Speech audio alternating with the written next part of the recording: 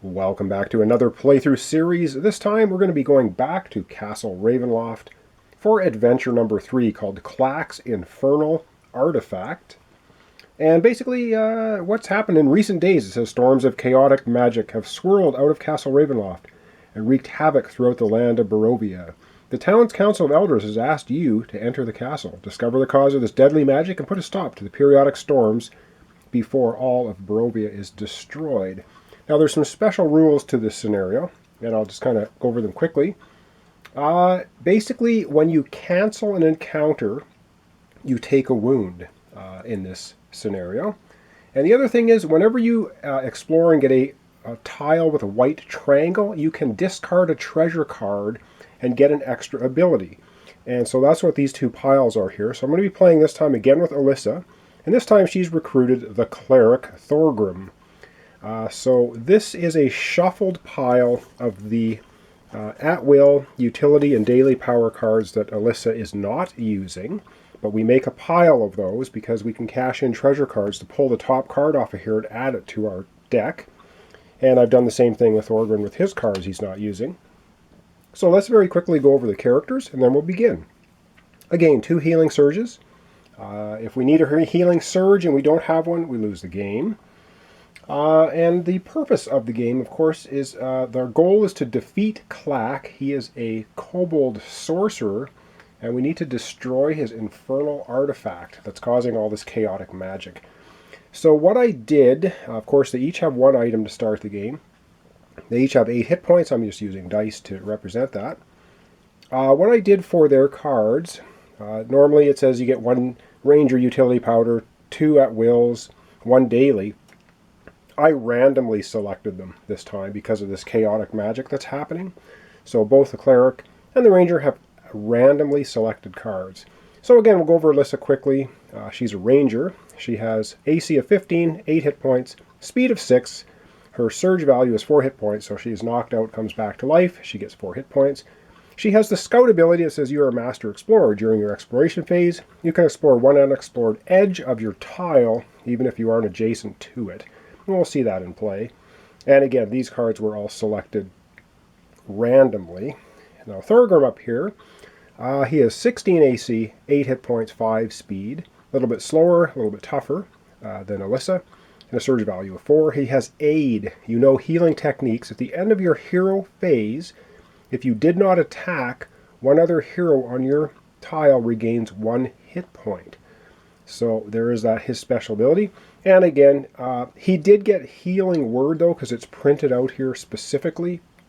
That wasn't randomly chosen, but his 1 utility, 2 at-wills, and 1 daily was randomly chosen. So let's quickly go over the cards we have. And so for Allisa, she has a Twin Shot. It's an at-will power.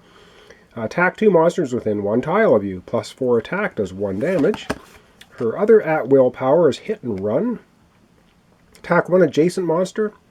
Hit or miss, you can place your hero on any square on your tile. Plus 6 does 2 damage, so that's a pretty powerful one. Her daily power, randomly selected, of course, Bounding Attack. Place your hero on a tile within 1 tile of you.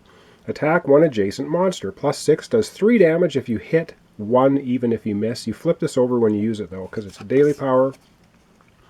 She has Crucial Aid. Use this power after another hero rolls the dice, or rolls a die. The hero gains plus 4 bonus to the die roll. Again, this is a flipped over power. So that's her cards, and her item she's starting the game with is Potion of Rejuvenation. Flip this card, flip up 1 of your used power cards, so she can drink this and refresh 1 of her power cards that flips over. And I'm going to come right back. And then we're going to look at Thorgrim's cards for this playthrough. Alright, so for Thorgrim, our Cleric, let's have a look at his cards. He has Lance of Faith. Attack 1 monster within 1 tile of you. If the monster is undead, you deal plus 1 damage. So that's pretty cool, because Castle Ravenloft, full of undead, of course. Plus 6 attack does 1 damage. Normally, unless it's undead, then it will do 2 damage. Healing Strike. Attack 1 adjacent monster. If you hit, choose 1 hero within 1 tile of you. That hero regains 1 hit point, so you can use it on yourself or an ally, which would be Allisa in this case. And his first utility power, Healing Word. Use this power during your hero phase. One hero regains hit points equal to his or her healing surge value. So this is pretty powerful. Of course, you flip it over when you use it. And he has Bless. Use this power during your hero phase. Each hero within one tile of you gains a +2 bonus to attack rolls until the end of your next hero phase. It's going to last a while. You flip it over when you use it. And he has Beacon of Hope. Choose a tile within one tile of you. Attack each monster on that tile. Each hero on the chosen tile regains 1 hit point. So, +6 attack, 2 damage to everything on the tile, and the hero on that tile gets to regain each hero. So if they're both on the tile, they're both going to regain 1 hit point. So that's his cards for the game, and he starts off with the Dragon Breath Elixir. Use this item during your hero phase. Attack each monster in your tile. This attack does not count as an attack action. So this is basically just a free attack. Discard after using. +4 does 1 damage. So that is what's happening. There's this chaotic magic flaring around because of Klak and his Infernal artifact. We have to go into Castle Ravenloft, find Klak, take him out, and destroy the artifact. Now the artifact has an AC of 15 and 5 hit points, so we will need to attack it to destroy it. And I think that's it for the setup. So let's go to the main board and have a turn or two. Okay, so here we are in Castle Ravenloft. We are trying to hunt down Klak and his Infernal artifact. And I didn't give you the tile setup, but we are looking for the laboratory, which I didn't mention. So the laboratory has been shuffled in, and it will appear between the 9th and 13th drawn tile. So that's what's happening. And up first, I'm going to have our cleric Thorgrim go first. He's right here, and I'm not sure how well these little miniatures show up in detail. And of course, we've seen Allisa. This is her 3rd adventure now in Castle Ravenloft. Hasn't died yet. I say yet. And we can quickly look here at the sequence of play. So it's basically a hero phase, followed by an exploration phase, followed by a villain phase. And the hero phase is explained here. And if you want to read this, you can. The exploration phase explained here, and the villain phase explained here. So there you have it. I'm not going to go over that in detail. Let's just keep that in mind. So first up, Thorgrim. So he can move and attack and move, or move twice. Well, he is just going to move 1 space to here. Of course, there's nobody to attack. Nothing to do. So we go right into the exploration phase. And is he on the edge of a tile? Yes, he is. So we are going to explore, which means we take the top tile off the stack, and we flip it over, and oh great, we hit a black triangle to start with already. Not good, but that's what it is. All right, the next thing we do, of course, is we're going to draw a monster to go onto this tile. Oh, and I should mention 2 other things I need to mention quickly before we get right into it. I have added in allies, which came with the Dungeon Command board game. I've done a playthrough of Dungeon Command here on my channel. There are a bunch of allies that may show up in the encounter deck, and here they are here. So these cards came with Dungeon Command. It gives you the ally rules, so we can have a Halfling Sneak, a Dragon Knight, a Dwarf Cleric, Dwarven Defender, War Wizard, Elf Archer, Human Ranger, Half-Orc Thug. It's possible, though not guaranteed, that through encounters that we may gain an ally during this playthrough. So that's a possibility. The other thing is I have added in, from Dungeon Command, all of the appropriate undead monsters from the Undead Dungeon Command series. I think it was not Sting of Loth, but I forget what it was. I'll probably put a note in here. It's one of the Dungeon Command games. There's 5 of them, and the one that was most appropriate with skeletons and undead and an undead dragon and things like that are going to be added into our monster deck. So there you have it. All right, now let's get to the first monster. First monster we have is a wolf. I think we had that last time. This is going to go with Thorgrim, and it's going to be his monster to control, and so we are going to get a wolf. And here we have a wolf. And the wolf appears on the bone pile. Okay, and very quickly, so we we're into the villain phase. We did draw a black triangle, which means, unfortunately, we have to have an encounter. And that's what we're going to do right now. And we're going to draw an encounter. Oh man, this does not look good. It's an event attack. Petrina Valenkovna. The ghostly image of an elf maid appears before you. She smiles for a moment before unleashing a blood-curdling shriek. Oh, great. Attack each hero. Oh man. After the attack, place each monster that is not on the same tile as a hero one tile closer to the closest tile. Oh, wow. This is brutal. We can't bounce it in anyway because we don't have any experience right now. It's going to attack each hero. So +7 does 2 damage if it hits. Wow. Okay, so we're going to use a 20-sided die. We're going to attack Thorgrim first because this was his event, basically. And we roll a 19. Oh my god. We don't even need to add the +7. He's going to take 2 damage. He immediately goes from 8 hit points down to 6. We're off to a very poor start. Attacking Allisa, 17. I think I'm going to throw that die in the garbage. 17. Her armor class is only 15. She will take 2 damage, 8 hit points, down to 6.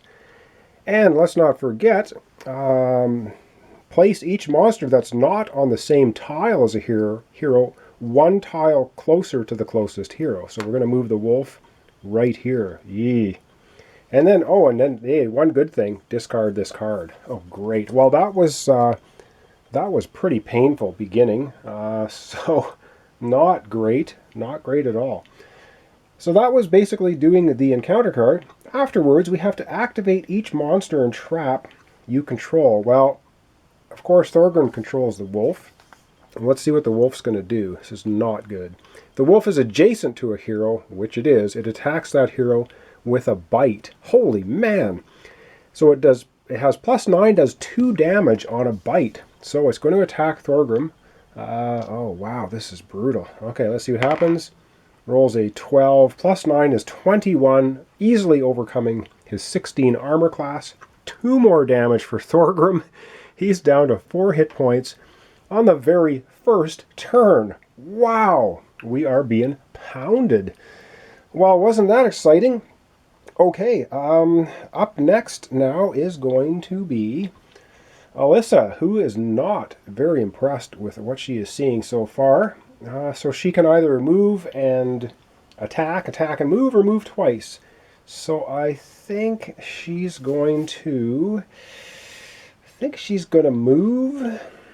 Or is she going to attack and then move? All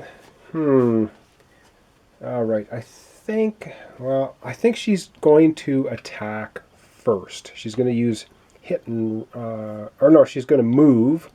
So she's going to move 1 space here. So she's moving, then she's going to attack. And she's going to attack with hit and run. It just says hit or miss. You can place your hero at any square on your tile. +6 does 2 damage. So at +6 doing 2 damage, let's hope she can take out this wolf. That would be a good thing. Let's get a die for her to roll. +6. Come on, the wolf's armor class is 14. Really? I mean, really. So she rolls a 5. 5 and 6 is 11. The wolf's armor class is 14. She misses miserably. Does not hit, and I don't think she has any other exciting things she can do because of it. So that's not happening. Now,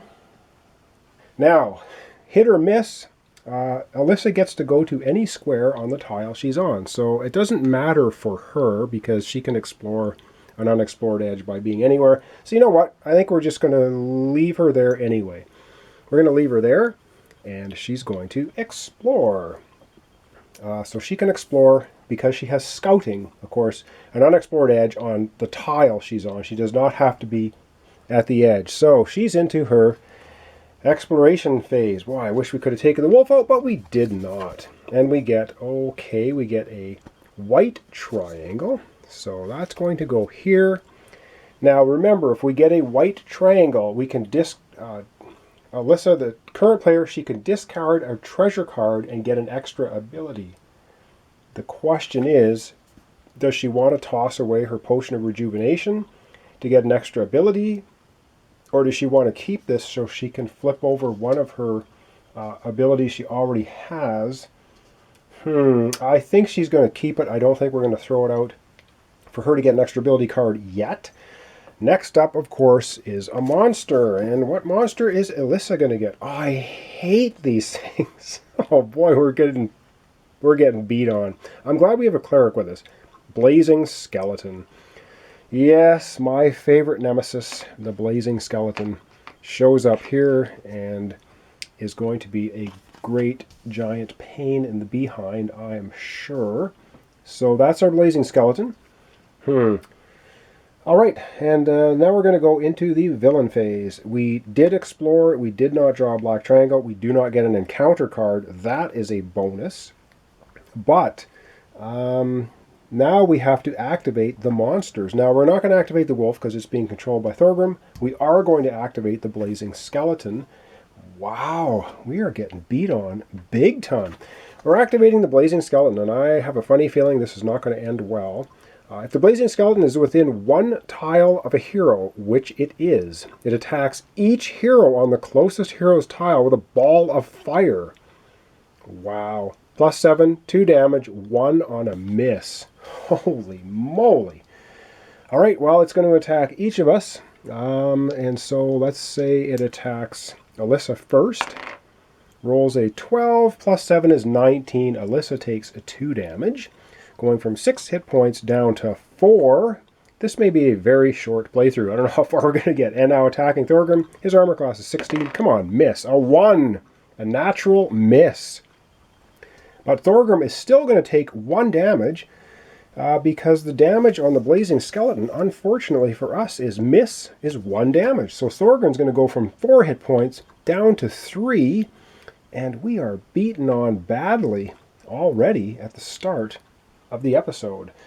So I'll just adjust that a little bit. Wow, what a very bad start for us. And I am going to leave off the episode here. Ouch. This is Klak's Infernal Artifact. We're playing Castle Ravenloft Adventure 3. So we've had a wolf attack us, which we've not been able to get rid of. And now we've had a Blazing Skeleton throw a fireball at us, doing even more damage to us. So right now, Thorgrim's sitting at 3 hit points. Allisa is at 4. And we're in trouble here. This is not great. But anyway, thanks so much for watching along. Thanks for liking my videos and give me a thumbs up and subscribing as well. I really appreciate it. So this is once again Castle Ravenloft. We are trying to find Klak, get rid of him and his infernal artifact. We have been beaten down by the denizens of Castle Ravenloft so far, without much help on our end doing anything good. All right, well, thanks so much. Join me next time for the continuation of Castle Ravenloft, Klak's Infernal Artifact.